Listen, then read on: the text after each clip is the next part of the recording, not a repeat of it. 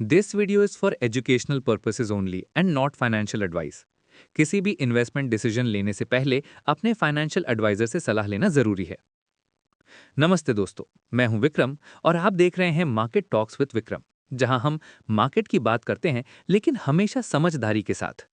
दोस्तों, सोचिए एक ऐसी सिचुएशन जहां मार्केट के लिए काफी बड़ा इम्पैक्ट हो सकता है, इंटरेस्ट रेट्स के डिसीजंस को लेकर, और इसके पीछे का लॉजिक काफी इंटरेस्टिंग है। अभी के एनवायरनमेंट में इन्फ्लेशन, जीएसटी रैशनलाइजेशन और ग्लोबल रेट कट्स का कॉम्बो कैसे आरबीआई के नेक्स्ट मूव को शेप दे रहा है, ये सब चीजें आपको समझनी है। और बिलीव करो, इस वीडियो में हम ये डिटेल में कवर करने वाले हैं। आज के वीडियो में हम बात करेंगे कि एसबीआई और दूसरे टॉप इकोनॉमिस्ट्स का क्या कहना है, जीएसटी के रीसेंट चेंजेस का मार्केट पे क्या इफेक्ट हो सकता है, और ग्लोबल क्यूज जैसे यूएस रेट कट्स का कैसे रोल है। साथ ही समझेंगे कि आरबीआई के पास डिसीजंस का इम्पैक्ट अभी मार्केट में कैसे रिफ्लेक्ट हो रहा है। तो वीडियो के एंड तक जरूर बने रहिए, क्योंकि ये सब चीजें आपको एक कंप्लीट पिक्चर देने वाली हैं। अगर आप स्टॉक मार्केट में नए हैं या अभी भी कंफ्यूज्ड हैं कि शुरुआत कहां से करें, तो मेरी special learn stock market zero to hero series जरूर देखें। लिंक डिस्क्रिप्शन में दिया गया है। बिगिनर्स के लिए ये सीरीज बहुत ही यूजफुल साबित होगी। और अगर आप नए व्यूवर हैं, तो चैनल को सब्सक्राइब करना मत भूलना। यहाँ आपको हर दिन मिलता है प्री मार्केट एंड मार्केट से जुड़ी हर बड़ी अपडेट का एक डिटेल्ड एनालिसिस, जो किसी भी ट्रेडर या इन्वेस्टर के लिए वैल्यूएबल हो सकता है। दोस्तों, एसबीआई का एक नया रिसर्च रिपोर्ट आया है और काफी इंटरेस्टिंग चीज बताता है। बेसिकली ये कहता है कि आरबीआई के लिए अब 25 बेसिस पॉइंट्स का रेट कट करना लॉजिकली सही है। मतलब हाँ, थोड़ा सा इंटरेस्ट रेट कम हो सकता है, क्योंकि रिटेल इन्फ्लेशन अभी भी काफी कंट्रोल्ड लग रही है और अगले फाइनेंशियल ईयर में भी ज्यादा टेंशन वाली सिचुएशन लगती नहीं। समझ रहे हो ना? रिपोर्ट में बोला गया है कि ये 25 बीपीएस कट आरबीआई के लिए बेस्ट पॉसिबल ऑप्शन है। लेकिन दोस्तों, ये बात क्लियर है कि कुछ एक्सपर्ट्स अभी भी सोच रहे हैं कि एमपीसी, जो कि संजय मल्होत्रा के लीडरशिप में हैं, हो सकता है फिर से स्टेटस को ही रखे, मतलब रेट में कोई चेंज नहीं। ये भी हो सकता है। टेंशन वाली बात है कि मार्केट के लिए थोड़ा सस्पेंस रखा जा रहा है। और भाई, ये पॉलिसी डिस्कशन स्टार्ट होने वाला है मंडे से। 3 दिन का ब्रेनस्टॉर्मिंग सेशन है एमपीसी की तरफ से। और बैकड्रॉप में चल रही है जियोपॉलिटिकल टेंशंस और यूएस की तरफ से इंडियन शिपमेंट्स पे 50% टैरिफ लगाने वाली बातें। मतलब सिचुएशन थोड़ी ट्रिकी है, लेकिन आरबीआई को ये सब चीजें समझकर ही फाइनल डिसीजन लेना है। और हाँ, अभी लेटेस्ट बात यह है कि आरबीआई का डिसीजन ऑफिशियली अनाउंस होगा अक्टूबर 1, वेनसडे को। मतलब बस कुछ दिन बाकी है। और ध्यान दीजिए, ये कोई रैंडम कट नहीं है।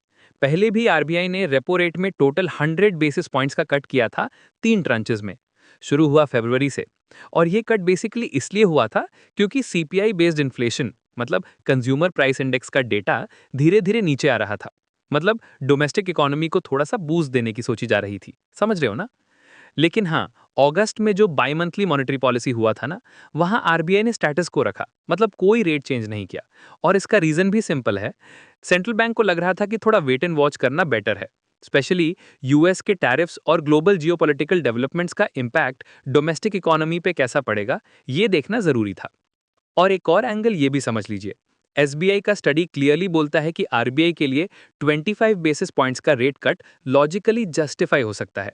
मतलब रैशनल काफी स्ट्रांग है, क्योंकि रिटेल इन्फ्लेशन अभी और अगले फाइनेंशियल ईयर में भी काफी बिनाइन रहने वाली लग रही है। मतलब ज्यादा टेंशन वाली बात नहीं है। समझ रहे हो ना?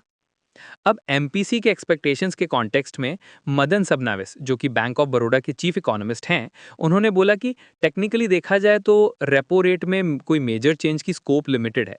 मतलब स्ट्रिक्टली लॉजिक से देखें तो कोई चेंज जरूरी नहीं। लेकिन मार्केट का व्यू ये भी है कि करंट एनवायरनमेंट में एक रेट कट वारंटेड है। मतलब मार्केट थोड़ा इंपेशेंट लग रहा है। सबनविस ने यह भी पॉइंट किया कि इन्फ्लेशन एनीवे जीएसटी 2.0 से पहले और बाद दोनों में टारगेट के 4% से काफी नीचे है। मतलब इन्फ्लेशन अभी प्राइमरी कंसर्न नहीं है।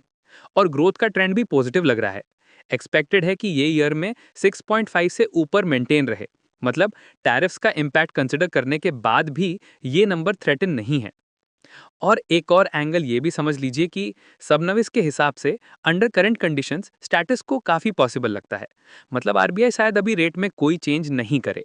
लेकिन अगर सेंटिमेंट और बॉन्ड यील्ड्स को सूद करना हो फ्यूचर में कभी, ये कंसिडर हो सकता है कि स्टैंड्स में चेंज आए, मतलब थोड़ा ट्वीक हो जाए। और हाँ, अगर एक्सपोर्टर्स के लिए कोई पैकेज अनाउंस होता है, स्पेशली टैरिफ्स के कॉन्टेक्स्ट में, तो तब रेट कट का ऑप्शन खुला है, मतलब फ्यूचर में ये पॉसिबिलिटी बनी रहेगी।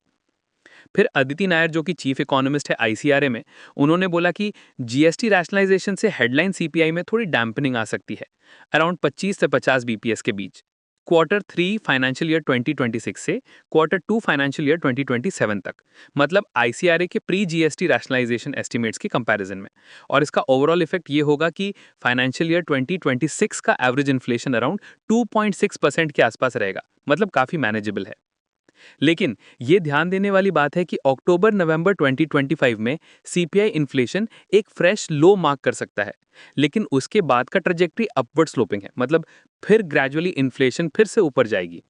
सो आरबीआई को ये सब कंसिडर करना है, सस्पेंस थोड़ा ज्यादा है, और मार्केट और इकोनॉमी दोनों ये देख रहे हैं कि अक्टूबर 1 को क्या डिसाइड होता है। चलिए अब जीएसटी के इम्पैक्ट को थोड़ा डिटेल में समझते हैं।